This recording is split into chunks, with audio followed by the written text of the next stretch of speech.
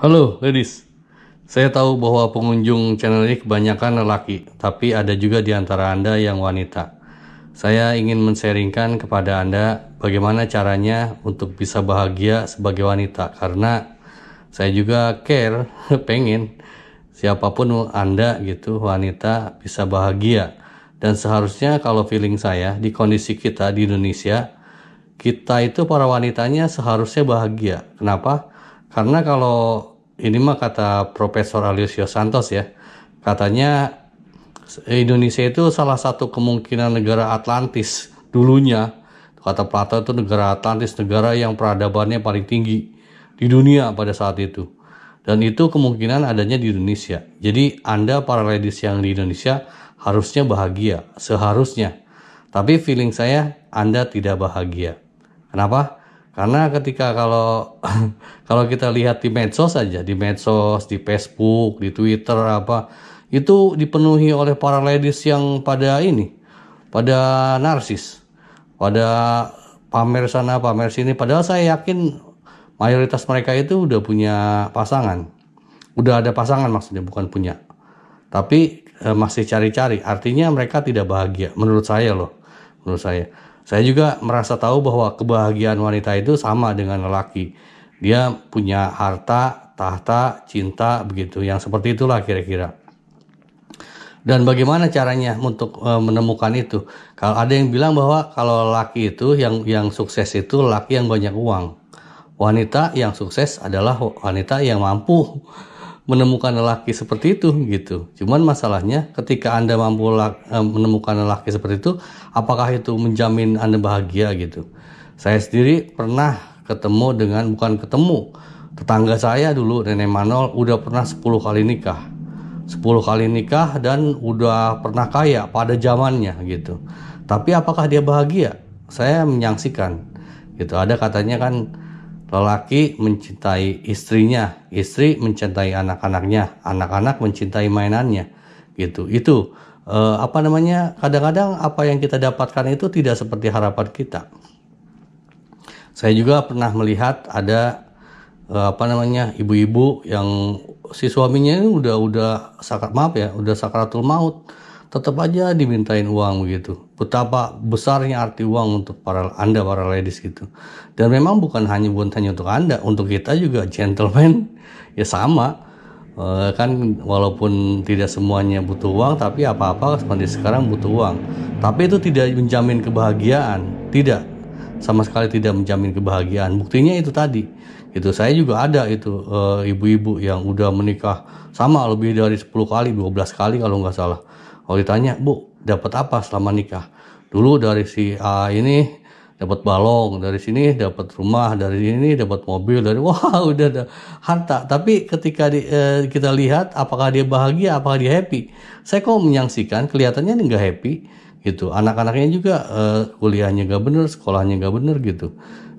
Buat apa terus uang dalam kondisi seperti itu? Apakah itu jaminan kebahagiaan? Dan ketika misalnya Anda pun ngurus anak banyak gitu, ketika anak-anak melupakan Anda, kira-kira apakah Anda happy? Tercapai nggak tujuan Anda untuk mencari harta itu dan untuk menemukan kebahagiaan hidup? Gitu. Saya menyaksikan itu. Dan di video ini, di sharing ini, saya pengen men-sharingkan kuncinya gitu. Kuncinya apa sih? Mungkin yang belum pernah Anda dengar, mungkin loh ya. Mungkin belum pernah Anda dengar selama ini. Saya ada cerita. Jadi gini, ceritanya itu ada Pak Haji gitu ya. Pak Haji punya istri itu 4. Dia kaya, Pak Haji ini kaya banget. Sedemikian sehingga dia suka gonta-ganti istri. Aslinya digonta-ganti. Dia istrinya tuh 4. Dan kalau menurut ajaran Islam kan hanya 4.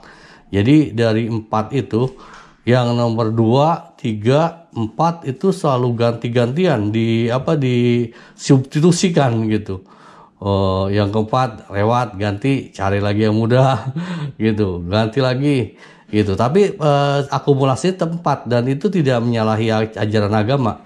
Nah, dari yang 2, 3, 4 itu selalu gonta-ganti. Tapi di antara yang 4 tuh hanya ada satu, si Bu Hajinya itu, yang nggak pernah diganti. Kira-kira kenapa coba? Apa yang membuat dia bertahan? Sok Anda pikirin. Gini, ceritanya kalau kita dengar dari Pak Hajinya, karena si ibu itu pinter ngelola ini, dia kan punya pesantren apa segala macam gitu. Si ibunya ini pinter ngelola pesantren dan pinter ngelola uang, jadi punya perencanaan anggaran yang bagus sekali gitu. Itu tidak ditemukan pada istri-istrinya yang nomor 2, nomor 3, nomor 4 dan seterusnya sampai banyak lah, itu sampai gonta-ganti berapa ratus, bukan ratus kali, puluhan kali.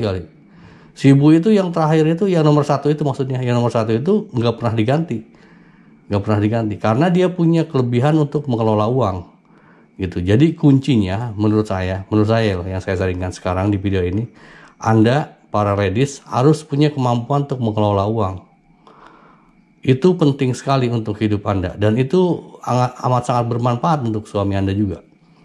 Itu kemampuan yang langka. Rata-rata kebanyakan kita ya kalau masalah ngabisin, semua orang juga bisa, nggak lelaki nggak perempuan sama aja. Saya juga pinter kalau ngabisin, tapi mengelola dengan baik itu adalah kemampuan yang langka dan tidak diajarkan di sekolah. Itu hanya bisa didapatkan dengan latihan mungkin ya, dengan disiplin mungkin. Itu kuncinya yang pengen saya sharingkan ke Anda. Jadi Anda harus punya kemampuan untuk pengelolaan uang, karena kan kalau secara alamiah juga wanita itu umurnya lebih panjang daripada lelaki. Lelaki itu karena dia aktif, agresif, dia cepat mati. Gitu. Saya menyadari itu. Sedemikian sehingga Anda yang wanita harus punya kemampuan untuk pengelolaan anggaran lebih baik dari kami, dari lelaki. Saya dulu pernah belajar ini di Search and Rescue gitu. Di SAR itu yang saya dapatkan begini ceritanya. Hampir semua yang ditemukan selamat hidup ya, ditemukan hidup, itu jenis kelaminnya wanita. Kalau laki itu ketemu, cuman ada yang nyangsrang di pohon, ada yang di batu, ada yang di sungai, macam-macam. Tapi kalau ladies itu dalam kondisi selamat dan hidup gitu. Itu jadi Anda punya kemampuan untuk survive lebih lama. Mungkin karena secara biologis juga Anda kan lemaknya lebih banyak. Wanita itu kan lemaknya lebih banyak dari laki. Laki itu kan otot, mungkin lemaknya sedikit. Demikian sehingga survivalnya lebih lemah daripada Anda gitu. Tapi bagaimanapun Anda harus punya dukungan lain, diantaranya itu kemampuan mengelola anggaran, karena itu akan mensupport hidup Anda di akhir-akhirnya nanti.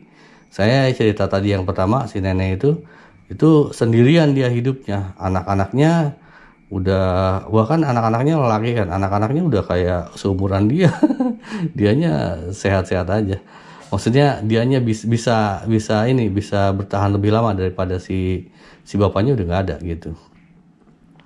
Satu lagi mengenai apa yang dicari oleh para ladies, umumnya kan harta, tahta, cinta, sama aja dengan lelaki itu. Sama aja saya lihat. Manusia itu seperti itu. Di mana-mana manusia itu seperti itu.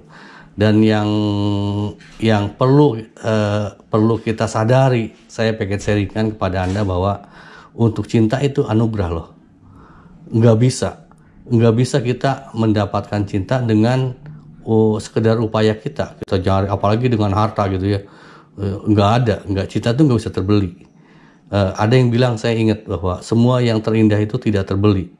Itu adalah bukti kehadiran atau adanya Tuhan. Mungkin di antara teman-teman ada yang nggak percaya Tuhan. Kalau saya percaya. Contohnya untuk cinta aja. Cinta itu hanya akan didapatkan ketika Tuhan menghendaki. Anugerah dari Tuhan. Bukan dengan jabatan, uang banyak. Itu tidak menjamin Anda untuk mendapatkan cinta. Jadi kuncinya adalah untuk wanita itu harus tetap punya kemampuan untuk pengelolaan anggaran. Kemudian kita meyakini bahwa segala sesuatu yang terindah dalam hidup kita yang kita dapatkan adalah sepenuhnya pemberian atau anugerah dari Yang Maha Kuasa. Saya juga mengingatkan diri sendiri bahwa semua ini yang terjadi atas kehendak Yang Kuasa. Saya ingin men-sharingkan ke depan bagaimana caranya jadi pasangan yang baik gitu, dan saya mohon masukan juga. Kira-kira demikian yang saya sharingkan. Kurang lebihnya saya mohon maaf kalau salah dari saya. Kalau benar silakan manfaatkan untuk Anda. Terima kasih. Awesome.